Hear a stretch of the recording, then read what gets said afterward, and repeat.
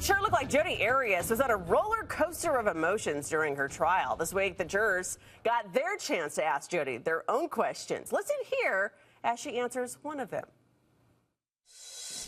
Why is it that you have no memory of stabbing Travis?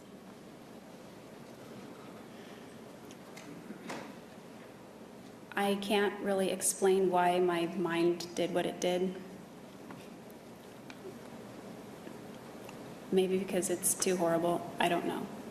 I really don't know the answer as to why I blacked out or have memory gaps that much of that day. Joining me now is clinical psychologist Daniela Schreier. She's been all over this trial. Daniela, thanks for joining us. The jury seemed really calm.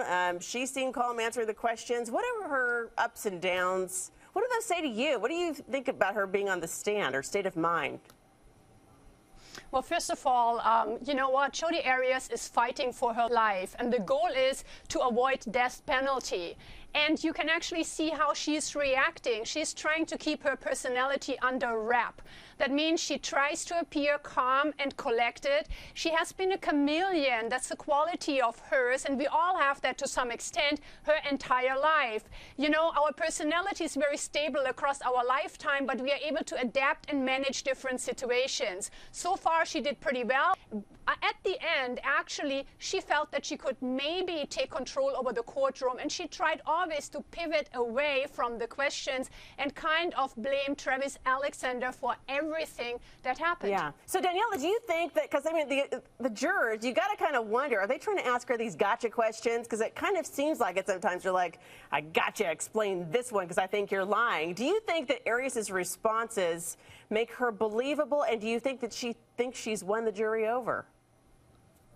I think her replies are not believable. The jury actually demonstrates something that is very clear. Good people are seldom suspicious. And number two, if someone thinks differently from the norm, they always want to understand. They want to find a reason. And they really try to fill in all the gaps. No, she's not believable because she has presented with 3-4 different set of stories. Every time now when she's testifying, a new element comes in. Conveniently, 2 days ago, we learned that Travis Alexander would have proposed to her once over the phone. When did that come up? As she makes it up as she goes, she also becomes unpopular, in my opinion, in the clinical and forensic opinion, because she becomes the narrator of Travis Alexander's story. She becomes the expert.